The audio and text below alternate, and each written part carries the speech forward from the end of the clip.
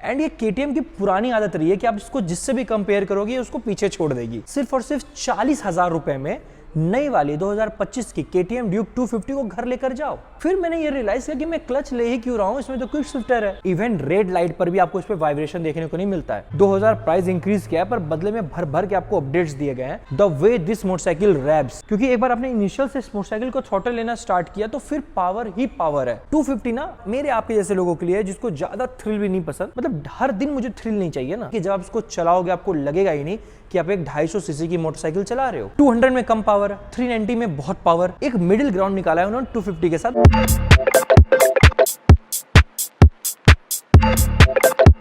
Hi everyone, welcome back to my YouTube channel. जी हाँ, आज हमारे साथ है 2025 की न्यूली लॉन्च KTM Duke 250।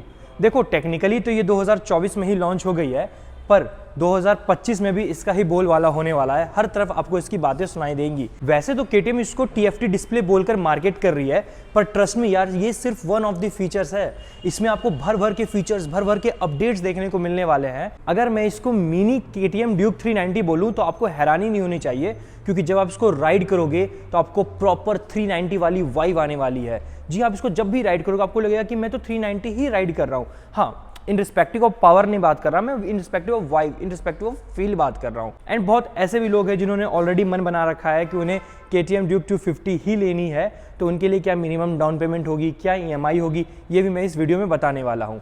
तो ट्रस्ट मी, अगर आपको इस मोटरसाइकिल में इंटरेस्ट है एंड आप इसको लेना चाहते हो तो इस वीडियो को देखने के बाद आपको कोई और वीडियो देखने की जरूरत नहीं पड़ेगी। इस कदर हर एक चीज़ इतनी अच्छे से एक्सप्लेन करने वाला हूँ, ठीक है? तो वीडियो लास्ट तक जरूर देखना। एंड हाँ, वीडियो स्टार्ट करने से पहले अगर आपको KTM हो गया, हर्षवर्धन हो गए, इसके कोई भी प्रोडक्ट, कोई भी एसेसरीज चाहिए होगी तो जो शोरूम का एड्रेस है वो नीचे डिस्क्रिप्शन में है। आप लोगों को कुछ नहीं करना, एड्रेस कॉपी करो, गूगल मैप पे पेस्ट करो, आ जाओ, आओ टेस्ट राइड लो, अच्छा लगे, मन को भाए तो खरीद लेना। तो चलिए अब इस मोटरसाइकिल पे बात करते हैं, क्योंकि बहुत कुछ है बात करने को। तो चलिए मैं वीडियो के स्टार्टिंग में ही सबसे पहले इसका एक्स शोरूम प्राइस डिस्कस कर देता हूँ। अब जो एक्स शोरूम प्राइस होने वाली है इस मोटरसाइकिल की वो है 2,41,000। जी हाँ, 2,41,000 रुपए। अब पता है इसमें नोटिस करने वाली बात क्या है कि जो पिछली 250 आती थी और इसमें आपको 2,000 रुपए का डिफरेंस देखने को मिलता है एक्स शोरूम प्राइजेस में। एंड ऐसा क्यों है? देखो, ये जो 2,000 रुपए का आपको डिफरेंस देखने को मिल रहा है ना, उसके बदले आपको KTM भर भर के अपडेट्स देने वाली है। ट्रस्ट में, अगर आपके किसी दोस्त ने इससे एक पिछली वेरिएंट को खरीदा है, उसको 2,000 रुपए सस्ती पड़ी होगी, पर अगर आपने ये खरीदा और दोनों बाइक को साथ में खड़ा किया ना, इसकी वाइब ही अलग होने वाली है। इसमें आपको भर भर के फीचर्स, भर भर के नए अपडेट्स देखने को मिलेंगे, और कितने में? सिर्फ 2,000 एक्स्ट्रा रुपए में। मैं तो ये कहता हूँ कि 2,000 से ज्यादा ले लेते, पर ये जितने फीचर्स, अपडेट्स आपको दे रहे हैं ना, worth it, a Penney well spend. आपको ऐसा बिल्कुल भी फील नहीं होगा कि मैंने बेकार में तो पैसे एक्स्ट्रा तो नहीं दिए। नहीं, लुक से लेके इंजन तक हर एक जगह आपको परफॉर्मेंस में एनहेंसमेंट देखने को मिलेगी। लुक तो खैर इसको मिनी 390 ही बना दिया इन्होंने। जी हाँ, फ्रंट से अगर आप देखोगे तो वैसा ही आपको देखने में लगता है। तो जो भी 2,000 रुपये एक्स्ट्रा ले रही है वो बिल्कुल वर्थ इट है। एंड आई वुड रिकमेंड कि अगर आप कभी भी खरीदो, आप ये लेटेस्ट वेरिएंट ही खरीदना, आपको बहुत ही डिफरेंस दिखेगा ओल्ड वेरिएंट में और इसमें। तो चलिए, ये तो होगा इसके एक्स शोरूम प्राइस की बातचीत। अब इसके डिजाइन पे बात करते हैं। इसमें भी आपको एक रिमार्केबल डिफरेंस देखने को मिलेगा कि पिछली वाली से बहुत अलग लगती है देखने में, and in a better way, in a good way. ऐसा नहीं है कि डिजाइन में चेंजेस किया तो बर्बाद कर दिया, नहीं। अब ये ना ड्यूक 200 से काफी डिफरेंट लगती है, बट बहुत ज़्यादा रिजेंबल करती है 390 को, ठीक है? इसीलिए बहुत लोग इसको मिनी 390 भी बोलते हैं, बिकॉज इसके लुक, इसकी वाइब, इसकी फील, जब आप इसको राइड करते हो वैसा ही आपको वाइब देखने को मिलता है। नाउ अगर मैं इसके पर्टिकुलरली डिजाइन पे बात करूं तो वही एग्रेसिव नेचर, वही स्पोर्टी टच, वही स्पोर्टी वाइब। मतलब मैं तो इस बात से खुश रहता हूं कि इन्होंने डिजाइन में कुछ चेंजेस करते ही नहीं है, क्योंकि ये डिजाइन मुझे खुद को इतनी ज्यादा पसंद है कि आपको क्या बताऊं। मैं चाहता ही नहीं कि इसके डिजाइन में चेंजेस हों, पर जब भी ये बोलते हैं ना कि होता है ना कि लीक्स आते हैं कि डिजाइन में कुछ चेंजेस किए गए, मैं डर जाता हूँ। पिछली बार 390 के डिजाइन में मैं डर गया था भाई कि अब ये चेंज करके क्या ही कर देंगे, पर जब वो आई वो और इंप्रेसिव लगी। तो ये होता है नहीं, ये ब्लड लाइन वही रखते हैं, थोड़ा बहुत एनहेंसमेंट करते हैं, विच आई लाइक यार। वहीं अगर मैं बात करूं, आपको ये 3 डिफरेंट कलर्स में देखने को मिलता है, पर राइट नाउ मेरे साथ है ब्लैक। एंड ट्रस्ट मी, इनके पास तीनों कलर्स अवेलेबल थे, पर जो सबसे स्मूथिंग, सबसे सोफिस्टिकेटेड मुझे बाइक लगी देखने में वो यही कलर थी, ब्लैक कलर। एंड ब्लैक थोड़ा फेवरेट भी है, तो थोड़ा सा उधर भी बायस्ड हूं मैं, पर हाँ, ब्लैक कलर में KTM ऑल टुगेदर एक अलग सोफिस्टिकेशन है, ऑल टुगेदर एक अलग वाइब आपको प्रोवाइड करती है, ठीक है? तो चलिए, ये तो होगा इसके एक्स शोरूम प्राइस और डिजाइन की बातचीत। अब इस मोटरसाइकिल को अच्छे से डिकोड करते हैं, हर एक छोटी बड़ी चीजों पे बात करते हैं। तो चलिए फ्रंट से स्टार्ट करते हैं। तो नाउ अगर मैं इस मोटरसाइकिल के फ्रंट की बात करूं तो सबसे पहले आप ये देख के मुझे खुद बताओ, ये आपको 390 नहीं लग रही? बिल्कुल लग रही है भाई साहब, क्योंकि अब इसमें जो है ना एलईडी डीआरएल्स आपको देखने को मिलते हैं जैसा आपको 390 में देखने को मिलते थे। ठीक है ना, अगर मैं टिपिकली बात करूं कि आपको फ्रंट में क्या क्या चीजें देखने को मिलती है, तो सबसे पहले आपको एलईडी डीआरएल्स देखने को मिलते हैं, एलईडी हेडलाइंस देखने को मिलते हैं, एलईडी टर्न इंडिकेटर्स देखने को मिल जाते हैं। Wire management is pretty good. आप देखो जो वायर मैनेजमेंट है वो कितनी अच्छी है, मतलब होता है ना कि बाहर वगैरह निकला हुआ नहीं है। Mirror quality very top notch, बहुत टॉप नॉच है इसकी मिरर क्वालिटी। ठीक है, वही मिरर से नीचे जो इसके श्राउड्स है ये काफी एग्रेसिव लगता है, जो फ्रंट का लुक है उसको एनहेंस भी करता है। ठीक है, अगर मैं शॉर्ट्स के नीचे आऊं और सस्पेंशन पे बात करूं तो आपको WPX का USD सस्पेंशन देखने को मिल जाता है, विच इज वेरी गुड। आपको राइड रिव्यू में मैं बताऊंगा ये कितना बेहतरीन है। उसके अगर नीचे आऊं, ट्यूबलेस टायर्स देखने को मिल जाते हैं, अलॉय व्हील्स देखने को मिल जाते हैं, आपको डुअल डिस्क सेटअप देखने को मिलता है, फ्रंट ब्रेक वेरी परफेक्ट, ये भी राइड रिव्यू में बताऊंगा, रेयर ब्रेक्स बताऊंगा, हर एक चीज बताने वाला हूं। ठीक है, एंड सिंस हम ब्रेकिंग की बात कर ही रहे हैं तो इसके ब्रेक्स इतने अच्छे हैं, आपको होवलेस ब्रेक्स देखने को मिल जाते हैं, विच मींस इसमें डिफेक्शन रेट बहुत ज्यादा है, तो ओवर द टाइम आपको बहुत ही परफेक्ट और अच्छी ब्रेकिंग देखने को मिलेगी। ठीक है, ये होगा इसके ब्रेक की बातचीत। वहीं अगर मैं टायर्स की बात करूं, MRF के टायर्स आपको देखने को मिल जाते हैं। वहीं आपको साइड में यहाँ पे कूलेंट देखने को मिल जाएगा, इस एरिया में आपको टिल्टेड रेडिएटर्स देखने को मिल जाते हैं। एंड एक बार आप पूरी लुक को बस देखो, क्या लुक निखर कर आती है, ऊपर से ब्लैक में क्या ही सोफिस्टिकेटेड लगती है भाई साहब। चलो ये तो गई इसके फ्रंट की बातचीत, अब इसके इंजन पर बात करते हैं। अब अगर मैं इसके इंजन पे बात करूं तो आपको 249 सीसी का इंजन देखने को मिल जाता है। वहीं अगर मैं इसकी पावर फिगर की बात करूं, आपको 31 PS का पावर और 25 Nm का टॉर्क देखने को मिलता है। देखो 250 सीसी के हिसाब से 31 PS का पावर बहुत सही है। एंड ये KTM की पुरानी आदत रही है कि आप इसको जिससे भी कंपेयर करोगे उसको पीछे छोड़ देगी। एंड आपको इसमें लिक्विड को इंजन देखने को मिल ही जाता है, जो ये पावर देती है। तो इसकी परफॉर्मेंस कैसी है, होता है ना कि पावर पेपर्स पे तो अच्छी है ना, ऑन रोड परफॉर्मेंस कैसी है ये मैं अभी आपको राइड रिव्यू में बताने वाला हूं। तो चलो ये हो गई इसके इंजन की बातचीत। अब इंजन से थोड़ा ऊपर आते हैं, इसके सीट पे बात करते हैं। ये जो नेकेड बाइक है ना, इसकी सीट्स मुझे बहुत ज्यादा पसंद है। राइडर्स एंड पिलियंस काफी कंफर्टेबल होकर बैठते हैं एंड ज्यादा स्टेप अप भी नहीं है। तो वो जो एक इशू आता था ना, लोग को RC बहुत लोग इसलिए भी नहीं खरीदते क्योंकि स्टेप अप सीट उनको पसंद नहीं आती, उनको लगता है कि पिलियन सीट उतनी कंफर्टेबल नहीं है। पर इनके नेकेड सेगमेंट में ऐसा कोई इशू ही नहीं है यार। इनके नेकेड सेगमेंट में seats are very much comfortable both for rider and for pillion. Cushioning भी काफी अच्छी है। अब देखो बेसिकली दो तरह की कुशनिंग होती है, सॉफ्ट और थोड़ी स्टिफ। इसमें स्टिफ कुशनिंग है जो मुझे खुद को बहुत पसंद है। कुशनिंग अगर ज्यादा सॉफ्ट होती है तो फिर मजा नहीं आता यार, थोड़ी अगर स्टिफ होती है ना तो आपको अच्छी ग्रिप प्रोवाइड करती है, आपको बैठकर चलाने में मजा आता है। ठीक है, तो अब अगर इसके सीट पे बात कर ही रहे हैं तो इसके सीट हाइट पर भी बात कर लेते हैं। जी हाँ, अगर मैं इसके सीट हाइट की बात करूं तो आपको 800 mm का सीट हाइट देखने को मिल जाता है, which is pretty good. And seat height को छोटा किया गया है एंड इसके दो रीजन है। पहला तो और भी लोग इसको अच्छे से चला सकें, ये कंपनी का अप्रोच था। तो अब इसको छोटा कैसे किया गया, तो सारा क्रेडिट इसके रेयर सस्पेंशन को जाता है, वो भी मैं आपको अभी डिटेल में बताने वाला हूं। तो अब ये जो 800 mm की इसकी सीट हाइट है वो इतनी अच्छी है कि बेसिकली जो भी 5.6 के भी आसपास का है वो भी कंफर्टेबल होकर इस पर राइड कर सकता है। उसको भी ना बाइक बहुत कंट्रोलिंग लगेगी। पहले क्या होता था ना, एक पर्टिकुलर हाइट के बाद लोग उसको ना लोग उतना कंफर्टेबल ये फील नहीं करते थे, लगता था कि कंट्रोल नहीं कर पा रहे हैं। पर अब ऐसा बिल्कुल भी नहीं है। 800 mm is a very good seat height. वहीं अगर मैं इसके ग्राउंड क्लियरेंस की बात करूं तो 176 mm का आपको ग्राउंड क्लियरेंस देखने को मिल जाता है, which is pretty good. Indian सड़कों पे आपको 176 mm के ग्राउंड क्लियरेंस के साथ कोई दिक्कत नहीं होने वाली। कोई भी ब्रेकर, कोई भी पोर्टल आपको दिक्कत नहीं देंगे। हाँ, वो अलग बात है कि आजकल कुछ ब्रेकर्स 4 व्हीलर्स के लिए, ट्रक्स के लिए बनते हैं, वहां तो कोई भी बाइक लड़ती है। पर जो भी नॉर्मल होते हैं, जो नॉर्मल ब्रेकर्स हैं, पॉट होल्स हैं, विद इन सिटीज हैं, वहां पे कोई दिक्कत नहीं होने वाली।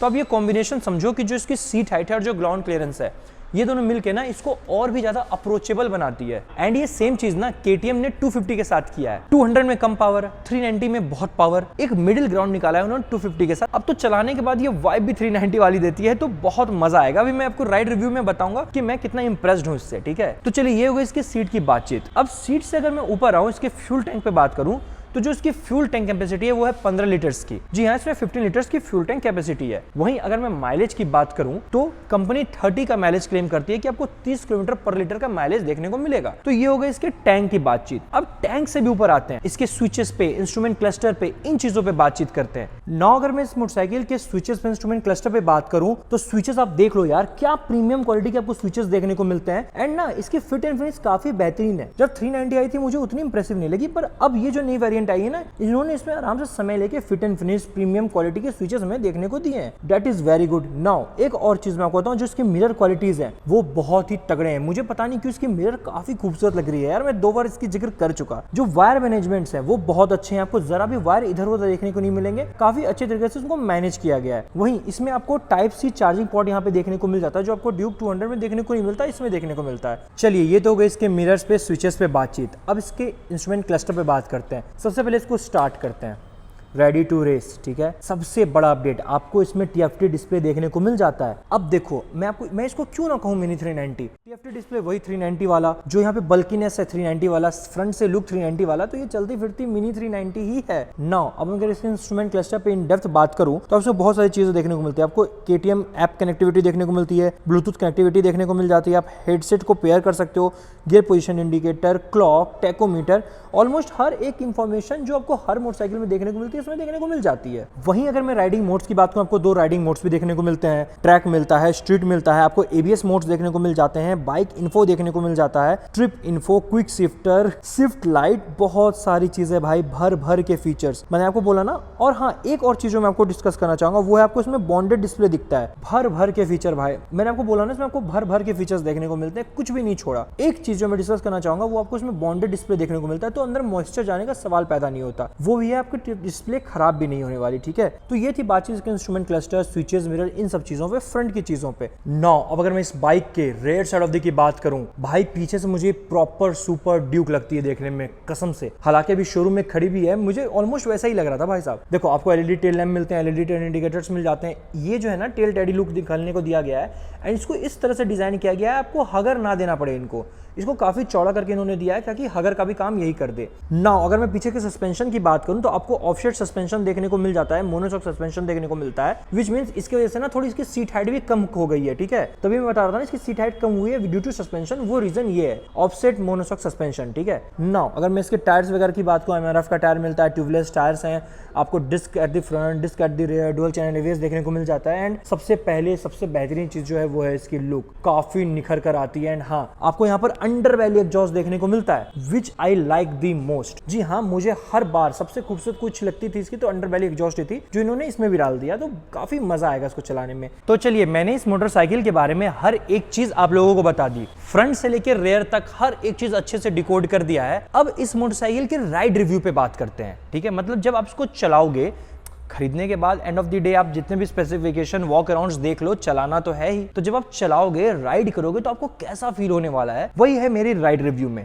कि जब मैंने इसको चलाया, मैंने राइड किया, मुझे जैसा फील हुआ एज इट इज मैं आपको बताने वाला हूं, ठीक है। सबसे पहली चीज जो मैं रखना चाहूंगा वो ये है कि जब आप इसको चलाओगे आपको लगेगा ही नहीं कि आप एक 250 सीसी की मोटरसाइकिल चला रहे हो, आपको फील ही नहीं होगा कि ये मोटरसाइकिल 250 सीसी की है। एक तो जब आप उसमें बैठोगे आपको प्रॉपर वाइब हो गया, प्रॉपर फील हो गया, 390 वाले आने वाला है, इसीलिए तो मैं इसको मिनी 390 तरफ से बोल रहा हूँ, ठीक है। और जब आप थ्रॉटल लोगे आप फील ही नहीं कर पाओगे कि ये 250 सीसी की मोटरसाइकिल है। अगर मैं प्रॉपर इंजन पर्सपेक्टिव से बात करूं तो initial pickup is good, initially ये बहुत अच्छा पिकअप के साथ स्टार्ट होती है, पर mid range very good, very torquey, very powerful. पर मजा यही नहीं रुकता, जब आप टॉप एंड की बात करोगे तो ऑल ऑफ सडन आपको इतना एग्रेशन देखने को मिलेगा इस मोटरसाइकिल में, मैं आपको बता नहीं सकता। मतलब आप इस चीज को ऐसे समझो कि इनिशियल ही है जो आपको बचा सकता है, क्योंकि एक बार आपने इनिशियल से इस मोटरसाइकिल को थ्रॉटल लेना स्टार्ट किया तो फिर पावर ही पावर है। जैसे जैसे आप टॉप एंड की तरफ जाते जाओगे ना, आपको बहुत ही ज्यादा पावर फील होगा। And trust me, mid range के बाद ना हर थ्रॉटल के बाद मोटरसाइकिल अपना कैरेक्टर चेंज करती है। द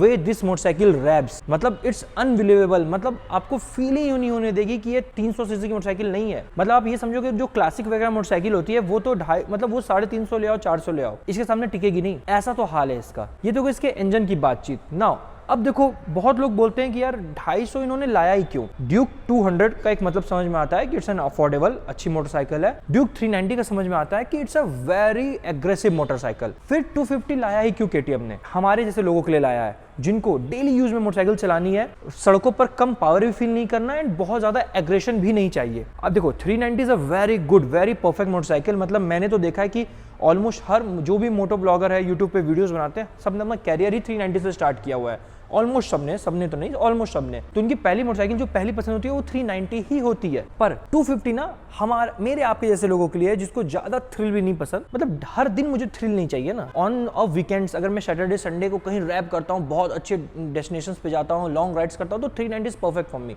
पर मुझे डेली ऑफिस जानी है तो मुझे हर दिन सड़कों पे थ्रिल नहीं करना। फिर जो 250 रोल प्ले करती है वो कोई KTM नहीं कर पाएगी। It's a perfect motorcycle for someone like us for daily use. मतलब आपको सड़कों पे ये भी फील नहीं होगा कि आपकी मोटरसाइकिल में पावर कम है, और ये भी फील नहीं होगा कि अगर ऑल ऑफ अ सडन ज्यादा कुछ सामने आ जाए या कुछ ज्यादा एग्रेशन में चली जाए मोटरसाइकिल तो आप संभाल नहीं पाओगे। पर कई बार 390 में ये वाइब मुझे आती है कि what if things go out of my hand, all of a sudden कोई सिचुएशन आ जाए तो व्हाट इफ मैं उसको संभाल ना पाऊं। हालांकि उसके ब्रेक्स इतने खूबसूरत हैं कि चीजें हो जाती हैं, पर एक डर रहता है। वो डर मुझे 250 के साथ नहीं है। मुझे पता है कि मैं जिसको भी चाहूंगा थोड़ी दूर थ्रॉटल पे उसको पीछे कर सकता हूं, पर हाँ मीनवाइल कुछ मिस हैपनिंग मेरे साथ नहीं हो सकती क्योंकि I have control on it, I can command it. तो ये बहुत बेसिक रोल प्ले करती है 250। तो बहुत लोग जो अभी तक ये कंफ्यूज थे कि 250 लाते ही क्यों है यार, 200 है ही, 390 है ही, इसलिए लाते हैं ये लोग क्योंकि ये बहुत जरूरी मोटरसाइकिल है। चलो ये तो गई इसके इंजन की बातचीत। अब इस मोटरसाइकिल के रिफाइनमेंट पे बात करते हैं, क्योंकि रिफाइनमेंट पे बहुत लोग सवाल उठाते हैं इस पे कि नॉट दैट रिफाइंड। भाई साहब आप नई अपडेट वाली आकर चलाओ तो आप पहले टेस्ट राइड तो लो, फिर आपको पता चलेगा। Trust me, even red light पर भी आपको इस पे वाइब्रेशन देखने को नहीं मिलता है। ट्रस्ट मी, जब मैं इसको राइड कर रहा था तो मैं हर बार ना रेड लाइन टच कराकर ही गियर अप कर रहा था, मुझे तब भी जरा भी वाइब्रेशन फील नहीं हुई। मैं तो जानबूझकर बार बार रेड लाइन टच कर रहा था फिर गियर अप कर रहा था कि देखूं तो कितनी ही वाइब्रेशन दे देगी ये, पर मुझे वाइब्रेशन फील ही नहीं हुआ और ना ही मुझे हीटिंग इशू फील हुआ। तो 250 में ये चीजें तो नहीं है, आपको वाइब्रेशन देखने को नहीं मिलेगा, हीटिंग इशू देखने को नहीं मिलेगा, and engine is very refined. चलो ये तो गई इसके रिफाइनमेंट की बातचीत। अब इसके गियर बॉक्स पे बात करते हैं। तो अगर मैं इसके गियर बॉक्स पे बात करूं तो सबसे पहले एक ही चीज पे मैं बात करूंगा, वो है इसका क्लच। क्लच इज वेरी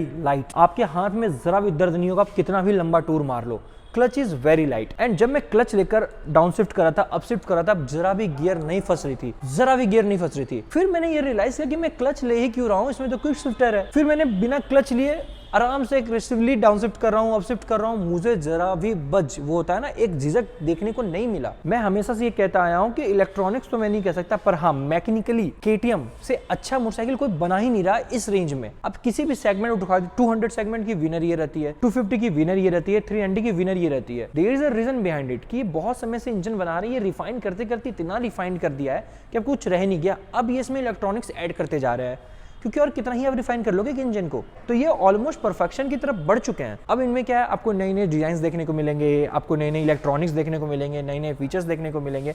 अब ये चीज आपको इसमें देखने को मिलेगी क्योंकि engine is almost perfect there. And वहीं अगर मैं गियर बॉक्स की और बात करूं तो जरा भी ना, जब आप रैपिडली अपशिफ्ट करो, डाउन शिफ्ट करो, गियर नहीं फंसती है। नाउ अगली चीज जिसपे मैं बात करना चाहता हूं वो है इसकी seating position. I told you गाड़ी परफेक्ट है, मैकेनिकली परफेक्ट है, इंजन परफेक्ट है, पर क्या चलाने में मजा आता है? सीटिंग पोजीशन कैसी है इसकी? एक तो सीटिंग पोजीशन इसकी बहुत अच्छी है, अपराइट है, हैंडल बार्स जो है वो वाइड है, नाइस है, आपको मजा बहुत आता है। एंड बात आई अब फील की, वाइब की, जब भी आप इसको राइड करोगे आपको एक बिग बाइक वाली वाइब देगी ये। आप 390 से उतरो, इस पे बैठो, इससे उतरो, 390 से बैठो, ऑलमोस्ट आपको लगेगा यार वाइब वाइज तो सेम ही है, पावर अलग अलग है, पर जब बैठता हूँ फील तो वही देती है ये। तो इसमें एक बिग बाइक की वाइब आने वाली है जब आप इसको चलाने वाले हो। हाँ ये चीज आपको 200 में देखने को नहीं मिलेगी। 200 एक काफी शटल मोटरसाइकिल है, इसमें ऐसा नहीं है। इसमें जो नटखटपना है वो 390 की तरह है एंड थोड़ी स्मूथनेस है 200 वाली, ठीक है। तो ये काफी ही बीच बीच हुई चीज है एंड मजा तो आता है इसको चलाकर। वहीं सीटिंग पोजीशन की बात करूं तो जो सीट हाइट है उसको कम कर दिया गया है, 800 mm कर दिया गया है because of its rare suspension, जो काफी अच्छा मूव है। अब क्या है, जो शॉर्ट हाइटेड राइडर्स भी थे वो भी जब इस मोटरसाइकिल पर बैठते हैं तो काफी कमांडिंग फील करते हैं, क्योंकि देखो सबसे मैं यही जानता हूं कि अगर आपके पैर जमीन को टच कर रहे हैं तो आपको कॉन्फिडेंस आएगी मोटरसाइकिल पर। जब से सीट हाइट नीचे गई है, जो भी शॉर्ट हाइटेड राइडर्स हैं बहुत ज़्यादा कॉन्फिडेंट फील करते हैं एंड इनफैक्ट सेल भी इंक्रीज होने वाली है 250 की, ठीक है। क्योंकि ये जो नई लुक आई है ना TFT डिस्प्ले वाली, मतलब अलग ही कहर ढा रही है ये मार्केट में। मतलब लोग ना रिकॉग्नाइज नहीं कर पा रहे 390 आ रही है, ये आ रही है। उस पर से भी जो इसकी ब्लैक कलर है, ओ गॉड, टोटल्स में 3 कलर्स अवेलेबल है, अभी भी शोरूम में 3 कलर्स अवेलेबल है, पर I chose to make video on this black one because ये सबसे इंप्रेसिव लगी मुझे, सबसे आई कैचिंग लगी। होता है ना सोफिस्टिकेशन लगा मुझे इस कलर के KTM में, यार लगता ही है, हर बार लगता है। चलो ये तो हो गई इसके सीटिंग पोजीशन की बातचीत। अब सबसे इंपॉर्टेंट चीज पे बात करते हैं, वो है इसकी ब्रेक। मेरे अकॉर्डिंग जितना जरूरी पावर है उतनी ज़रूरी ब्रेक्स है। मतलब मैं हर बारी कहता हूँ, आज भी कहूँगा कि इतना पावर का क्या करोगे अगर ब्रेक अच्छी नहीं हुई तो ब्रेक अच्छी होनी बहुत ज़रूरी है भाई साहब, वरना चीज़ें फिर डायमेंशन हिल जाते हैं, टोटल प्रॉपर ही हिल जाएंगे। वहीं अगर मैं इसके ब्रेक की बात करूँ, अगर मैं इसके रेयर ब्रेक की बात करूँ, it's good. And rear brake की मैं ज़्यादा बात इसलिए भी नहीं करता क्योंकि अब क्या है, आज की मोटरसाइकिल्स में अब जैसे ही ब्रेक लोगे तो जो वेट होती है मोटरसाइकिल की वो फ्रंट पे शिफ्ट हो जाती है। And front brakes are good यार। मैंने रेयर ही कोई ऐसी मोटरसाइकिल देखता हूँ जिसका फ्रंट ब्रेक अच्छा नहीं होता है। ऑलमोस्ट हर किसी के फ्रंट ब्रेक्स बहुत बेहतर होते हैं। पर हाँ, KTM की ये खास बात है कि इसकी जो पावर टू ब्रेक कॉम्बिनेशन है वो बहुत तगड़ी है। अगर ये भर भर कर पावर देते हैं तो ये उसे कंट्रोल करने लायक ब्रेक्स भी देते हैं आपको। तो brakes are pretty good. Front की बात करूँ तो एक्सेलेंट है, rear is good, it's damn good. पर उसका क्या फर्क पड़ता है, सारे वेट्स जो हैं वो आगे शिफ्ट हो जाते हैं, आगे की ब्रेक ऑलरेडी अच्छी है। नाउ एक और चीज़ और लास्ट चीज़ जिसमें मैं बात करना चाहूँगा वो है इसका सस्पेंशन। WP Apex क्या सस्पेंशन है भाई साहब, बहुत अच्छी है। मतलब 90% of the time it's a stiff suspension. मतलब जब आप नॉर्मली क्रूज करोगे, चलाओगे, आपको लगेगा सस्पेंशन काफ़ी स्टिफ है। पर आई डोंट नो वाई जब 10% वो पोर्टल्स में मैं जाता हूँ तो कहाँ से इसमें फ्लेक्सिबिलिटी आ जाती है, ये सारे शॉक्स को एब्जॉर्व कर लेती है। एंड देखो अब क्या है ना, सॉफ्ट होना ज़्यादा ज़रूरी नहीं, स्टिफ होना ज़रूरी है। क्यों? क्योंकि अगर स्टिफ सस्पेंशन होती है तो गाड़ी की ना पोस्चर बनी होती है, आपको राइड करने में बहुत मजा आता है, बहुत स्टेबिलिटी प्रोवाइड करती है बेसिकली, ठीक है। एंड वही जो 10% इन्होंने मार्जिन रखा है सॉफ्टनेस का, वो तब रखा है जब आप पॉटहोल्स में जाओगे ये सॉक्स सारे एब्जॉर्ब कर लेगी, which is a very good combination. In fact अगर मैं अपना टोटल ओवरऑल वर्डिक्ट दूं तो मुझे कोई इशू नहीं हुआ यार इस मोटरसाइकिल से। होता है ना एक भी चीज़ जो मुझे खटक रही हो, ऐसी कोई भी चीज़ मुझे खटकने को नहीं मिली। 2000 प्राइस इंक्रीज किया है पर बदले में भर भर के आपको अपडेट्स दिए गए हैं। तो आई ऑलवेज प्रीफर कि आप 2000 एक्स्ट्रा दे दो, आप एक भी रुपये वेस्ट नहीं होगा आपको कभी भी। ये फील ही नहीं होगा कि यार मैंने बेकार के 2000 दिए, नहीं। इनफैक्ट मैं तो ये कह रहा हूँ अगर इससे ज़्यादा भी ये इंक्रीज करते तो आपको ले लेना चाहिए था। आप काफ़ी सस्ते में बच के निकल रहे हो भाई साहब, 2000 से ज़्यादा की चीज़ आपको देखने को मिलती है। देखो ये तो हो इसके राइड रिव्यू की बातचीत। एंड आप में से बहुत को लग रहा हो कि ये कुछ भूल गया, नहीं ऐसा बिल्कुल भी नहीं है। आई नो मैंने वीडियो के स्टार्टिंग में कहा था कि जो भी इसको लेने में इंटरेस्टेड है उनको minimum down payment, minimum EMI में बताने वाला हूँ। तो जो मिनिमम डाउन पेमेंट होने वाली है हमारी KTM Duke 250 की, वो है सिर्फ और सिर्फ 40,000 रुपीज़। जी हाँ, सिर्फ और सिर्फ 40,000 रुपए में नई वाली 2025 की KTM Duke 250 को घर लेकर जाओ। वही अगर मैं इसके EMI की बात करूं तो 5,999, जी हाँ 5,999, विच मीन्स 6,000 रुपए। ये है आपकी मिनिमम EMI। हर वीडियो में कहता हूँ, इस वीडियो में भी कह रहा हूँ कि ये चीज़ें फिक्स नहीं होती, ये आपके सिविल पे डिपेंड करती है। तो सबसे बेस्ट ये होता है कि आप शोरूम विजिट करो, अपने सिविल दिखाओ, फिर आपको एकदम परफेक्ट जो डाउन पेमेंट है, जो EMI है बता देंगे। पर ऐसा भी नहीं है कि जो मैंने बोला उससे बहुत ज़्यादा चेंजेस है, नहीं, थोड़ा बहुत 19-20 का फर्क होता है, लेकिन वो फर्क होता है। तो उसके लिए आपको शोरूम आना पड़ेगा। नाउ अब ये इतनी अच्छी अफोर्डेबल चीज़ें हैं, बहुत ऐसे लोग हैं जो 10th में, 11th में, 12th में बाइक की डिमांड करते हैं। I would recommend go with Duke 250 यार। हर जगह से मतलब ऐसा है कि अगर आपने 12th में खरीदा तो इंजीनियरिंग निकाल दोगे, पूरी इंजीनियरिंग में आपको वो कमी फील नहीं होगी यार, ना पावर की, ना लुक की, ना हेड टर्न्स कम फील होंगे। So it's a very good motorcycle for someone who is starting, जिसको मोटरसाइकिल चलानी आती है, पावरफुल सेगमेंट में घुस रहा है, वो इसको ले सकता है, या जो इसको daily day to day basis पे चलानी है वो भी इनको ले सकते हैं। हाँ, अब बहुत ऐसे लोग हैं जो एकदम थ्रिल लवर हैं, उनके लिए तो फिर 390 ही है भाई साहब, उससे नीचे तो कॉम्प्रोमाइज करने से रहे। तो आई थिंक मैंने हर एक चीज़ आपको एक्सप्लेन कर दिया है। फिर भी कुछ रह जाए तो let me know in the comment section, मैं उसका रिप्लाई कर दूंगा। तो मिलते हैं अब अगले वीडियो में एक नई मोटरसाइकिल, एक नई बाइक के साथ। तब तक के लिए राइड सेफ। याद रहे कि घर से निकलना है, मोटरसाइकिल चलानी है तो हेलमेट जरूर पहनना है। I'm a mess, wanna guess how I gonna lose trust.